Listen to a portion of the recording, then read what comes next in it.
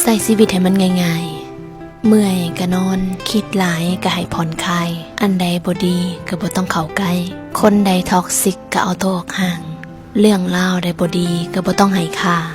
จริงๆชีวิตบ่จะเป็นต้องคบคนหลายให้ยุ่งยากบางทีกลับมาอยู่กับตัวเองแน่ก็ได้ลองใส่ชีวิตแบบสันโดษอยู่ตัวคนเดียวและลองกลับมาทบทวนตัวเองเบิ่งชีวิตเฮาตอนนี้เหลือคนดีๆอยู่สักคนที่เฮาควรจะแคร์ลองทบทวนบางว่าที่ผ่านมาสิ่งใดที่มันเป็นกำไรในชีวิตเฮาเฮ็ดความดีเอียงมาแน่แล้วอันใดที่เป็นผลงานที่เฮ็ดให้เฮาภูมิใจสิ่งใดเฮามักเฮาก็เลือกที่จะเฮ็ดต่อสิ่งใดที่มันบ่โอเคก็ตัดไปได้เด้ถ้าเฮาเข้าใจตัวเองจริงๆบางทีเฮาบ่จะเป็นต้องไปเป็นแบบไผก็ได้บ่มีหน้าที่จะต้องไปอิจฉาผู้ใดถ้าตอนใดที่รู้สึกว่าใจมันว้าวุ่นกระวนกระวายจนเกินไปถึงเวลาที่เฮาควรกลับมาดีท็อกซ์ใจตัวเองทุกเรื่องเฮาจะเป็นต้องเลือกเลยเพราะใจมันบันทึกอย่าปล่อยให้เรื่องบ่ดีมันหกใจ